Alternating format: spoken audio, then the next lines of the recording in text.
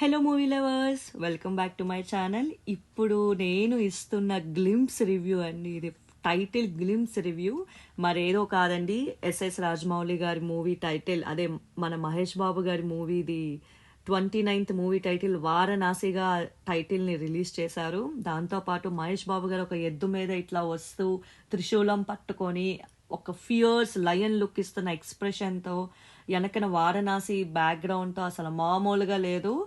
అట్లా తీయాలన్న ఆలోచన వచ్చినందుకు రాజమౌళి గారికి ఇంకా వేరే లెవెల్ హ్యాట్స్ ఆఫ్ చెప్పచ్చు.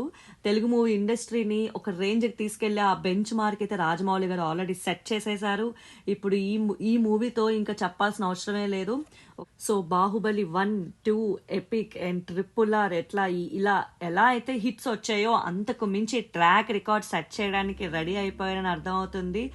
ఎంత బాగా ఎడిట్ చేశారంటే ఒక చిన్న టైటిల్ గ్లిమ్స్ లో మహేష్ బాబు గారిని చూపించిన విధానం ఏదైతే ఉందో సూపర్ అని చెప్పచ్చు. ఆ థాట్ ప్రాసెస్ కి అట్లా కనిపించే ఫియర్స్ లుక్ కి ఎంత బాగా సెట్ అయిందంటే మహేష్ బాబుకి తగ్గ డైరెక్టర్ ఎవరంటే అది రాజమౌళి అని చెప్పచ్చు. ఆ రేంజ్ లో కనిపించింది. అండ్ మందాగ్నిగా ప్రియాంక చోప్రా గారి పోస్టర్ లుక్ అవనియండి, తర్వాత పృథ్వీరాజ్ గారి పోస్టర్ లుక్ అవనియండి, సూపర్ అంటే సూపర్. ఎవ్వరూ కూడా అసలు ఏమంటే డిసప్పాయింట్మెంటే ఇంకా డిక్షనరీలో లేనంత రేంజ్ లో తీసుకొస్తున్నారు అని అనిపించింది. సో స్టోరీ ప్లాట్ కి వచ్చేసరికి ఒక విపత్తు వస్తుంది. ఆ విపత్తు వచ్చినప్పుడు వీళ్ళు ప్రపంచాన్ని అంటే గ్లోబ్ ని అంటే ఎలా రక్షిస్తారు వీళ్ళు ప్రపంచాన్ని అన్నట్లు నాకు అర్థమైంది అనమాట. అండ్ గ్లోబ్ టోటర్ ఈవెంట్ అసలు మామూలుగా లేదు. అండ్ చాలా బాగా ప్లాన్ చేశారని కూడా తెలుస్తుంది.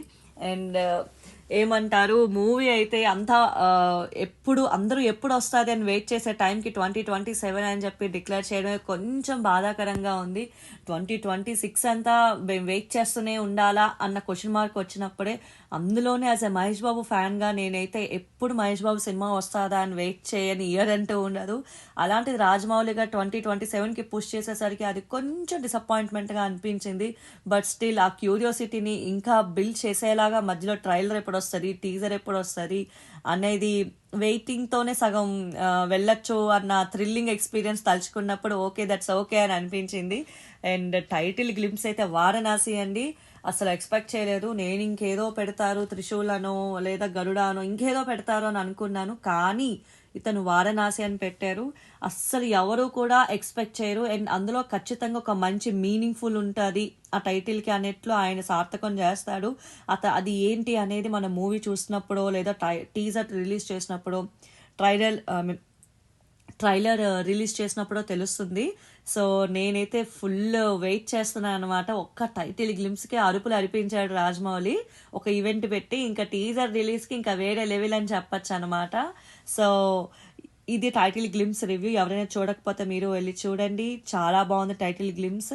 మేబీ చిన్న బిట్ అయినప్పటికీ కూడా it create lot of goose bumps అని చెప్పచ్చు. సో ఇది టైటిల్ గ్లిమ్స్ రివ్యూ. నా రివ్యూ నచ్చినట్టయితే don't forget to like, share and subscribe my channel. Thank you.